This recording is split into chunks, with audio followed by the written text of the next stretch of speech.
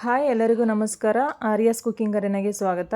ನಾನಿವತ್ತು ಒಂದೊಳ್ಳೆ ಬ್ರೇಕ್ಫಾಸ್ಟ್ ರೆಸಿಪಿನ ತೋರಿಸ್ತಾ ಇದ್ದೀನಿ. ತುಂಬ ಈಸಿಯಾಗಿ ಮಾಡ್ಕೋಬೋದು, ಮಕ್ಕಳು ಕೂಡ ಇಷ್ಟಪಟ್ಟು ತಿಂತಾರೆ. ನೋಡಿ, ನಾನಿವತ್ತು ಮಾಡಿರುವಂಥ ರೆಸಿಪಿ ಬಂದು ಬೀಟ್ರೋಟ್ ಪಲಾವ್ನ ಮಾಡಿದ್ದೀನಿ. ತುಂಬಾ ರುಚಿಯಾಗಿರುತ್ತೆ. ಹಾಗೆ ಸಬ್ಸ್ಕ್ರೈಬ್ ಮಾಡದೆ ಹಾಗೆ ನೋಡ್ತಾ ಇದ್ದರೆ ಪ್ಲೀಸ್ ಸಬ್ಸ್ಕ್ರೈಬ್ ಮಾಡಿ, ಹಾಗೆ ಪಕ್ಕದಲ್ಲಿರೋಂಥ ಬೆಲ್ಲೈಕನ್ನ ಪ್ರೆಸ್ ಮಾಡಿ. ಬನ್ನಿ ಹೇಗೆ ಮಾಡೋದು ಅಂತ ನೋಡೋಣ. ಮೊದಲಿಗೆ ನಾನಿಲ್ಲಿ ಕ್ಯಾರೆಟು ಮತ್ತು ಬೀಟ್ರೋಟು ಹಾಗೆಯೇ ಬೀನ್ಸನ್ನು ಕಟ್ ಮಾಡಿ ಇಟ್ಕೊಂಡಿದ್ದೀನಿ. ನೀವು ಬೇಕಾದರೆ ನವಿಲುಕೋಸನ್ನು ಕೂಡ ಆ್ಯಡ್ ಮಾಡ್ಬೋದು.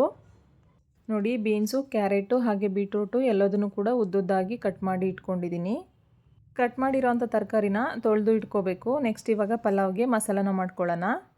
ಮಸಾಲಾನ ಮಾಡ್ಕೊಳ್ಳೋದಕ್ಕೆ ಒಂದು ಮಿಕ್ಸಿ ಜಾರ್ಗೆ ಹಸಿ ತೆಂಗಿನಕಾಯಿ ಹಾಗೆ ಹಸಿರು ಮೆಣಸಿನ್ಕಾಯಿ ಹಾಗೆ ಅರ್ಧ ಗೆಡ್ಡೆಯಷ್ಟು ಬೆಳ್ಳುಳ್ಳಿ ಹಾಗೆ ಅರ್ಧ ಟೇಬಲ್ ಸ್ಪೂನಷ್ಟು ಜೀರಿಗೆ, ಅರ್ಧ ಟೇಬಲ್ ಸ್ಪೂನಷ್ಟು ಅರಿಶಿನ ಹಾಗೆ ಸ್ವಲ್ಪ ಪುದೀನ ಸೊಪ್ಪು ಜೊತೆಗೆ ಕೊತ್ತಂಬರಿ ಸೊಪ್ಪು ಹಾಗೆಯೇ 1 ಇಂಚಷ್ಟು ಶುಂಠಿನ ಹಾಕಿ ರುಬ್ಬೋದಕ್ಕೆ ಸ್ವಲ್ಪನೇ ನೀರು ಹಾಕಿ ರುಬ್ಕೋಬೇಕು.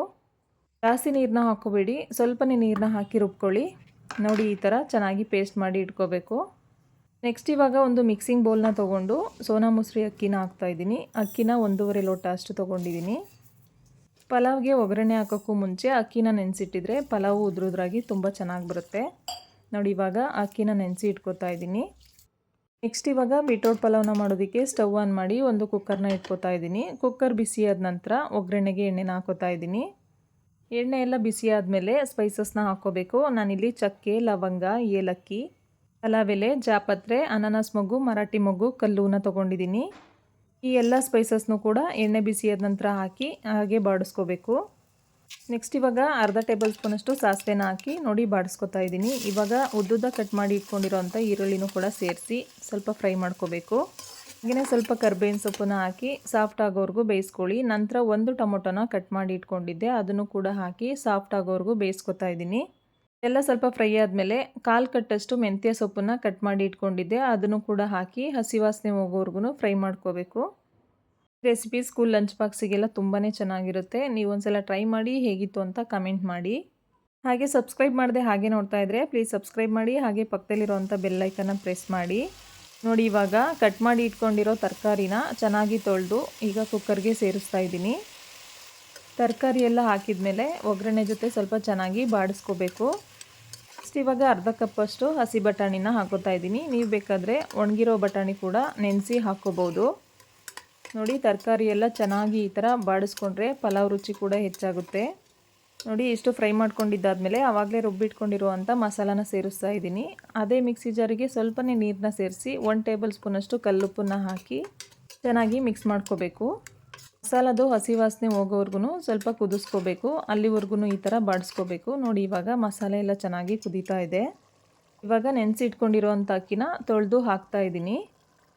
ನೋಡಿ, ಅಕ್ಕಿ ಹಾಕಿದ ಮೇಲೆ ಮಸಾಲೆ ಜೊತೆ ಅಕ್ಕಿ ಎಲ್ಲ ಚೆನ್ನಾಗಿ ಮಿಕ್ಸ್ ಮಾಡಬೇಕು. ಈ ಥರ ಚೆನ್ನಾಗಿ ಮಿಕ್ಸ್ ಮಾಡೋದ್ರಿಂದ ಮಸಾಲ ಎಲ್ಲ ಕಡೆ ಸ್ಪ್ರೆಡ್ ಆಗುತ್ತೆ, ಹಾಗಾಗಿ ಪಲಾವ್ ಕೂಡ ಚೆನ್ನಾಗಾಗುತ್ತೆ. ನಾನಿಲ್ಲಿ 1.5 ಲೋಟ ಅಷ್ಟು ಅಕ್ಕಿಗೆ 2.5 ಲೋಟ ಅಷ್ಟು ನೀರನ್ನ ಸೇರಿಸಿದ್ದೀನಿ. ಮಸಾಲನೂ ಸೇರಿಸಿ 3 ಲೋಟ ನೀರಾಗುತ್ತೆ. ಸ್ವಲ್ಪ ಸಪ್ಪೆ ಅನ್ನಿಸ್ತು, ಅದಕ್ಕೋಸ್ಕರ ನಾನು ಮತ್ತೆ ಅರ್ಧ ಟೇಬಲ್ ಸ್ಪೂನಷ್ಟು ಉಪ್ಪನ್ನು ಹಾಕ್ತಾಯಿದ್ದೀನಿ. ಹಾಗೆ ಅರ್ಧ ಹೋಳಷ್ಟು ನಿಂಬೆಹಣ್ಣಿನ ರಸ ಕೂಡ ಹಾಕಿ 1 ಟೇಬಲ್ ಸ್ಪೂನಷ್ಟು ತುಪ್ಪನ ಹಾಕಿ ಚೆನ್ನಾಗಿ ಮಿಕ್ಸ್ ಮಾಡ್ಕೋತಾ ಇದ್ದೀನಿ. ಒಂದು ವೇಳೆ ನೀರು ಸ್ವಲ್ಪ ಬೇಕು ಅಂದರೆ ನೀವು ಕನ್ಸಿಸ್ಟೆನ್ಸಿ ನೋಡಿಕೊಂಡು ನೀರನ್ನ ಸೇರಿಸಿ. ನೀವು ಯಾವ ಅಕ್ಕಿ ತೊಗೊಂಡಿರ್ತೀರ ಅದ್ರ ಮೇಲೆ ಡಿಪೆಂಡ್ ಆಗುತ್ತೆ. ಈ ಎಲ್ಲ ಚೆನ್ನಾಗಿ ಮಿಕ್ಸ್ ಮಾಡಿದ ಮೇಲೆ ಒಂದು ಕುಕ್ಕರ್ ಲಿಡ್ನ ತೊಗೊಂಡು ಕುಕ್ಕರ್ ಲಿಡ್ನ ಕ್ಲೋಸ್ ಮಾಡಿ 2 ವಿಷಲ್ ಕೂಗಿಸ್ಕೋಬೇಕು.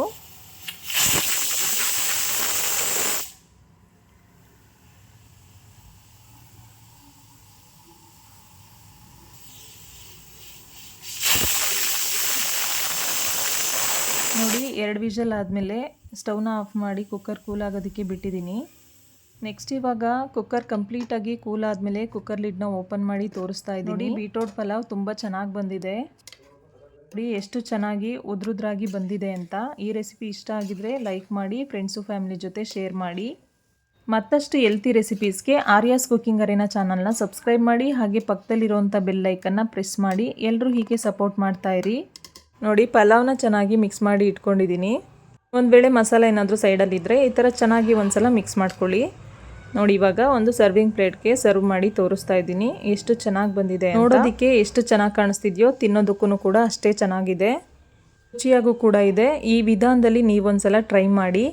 ಎಲ್ರಿಗೂ ಧನ್ಯವಾದಗಳು. Thank you all. Thanks for watching.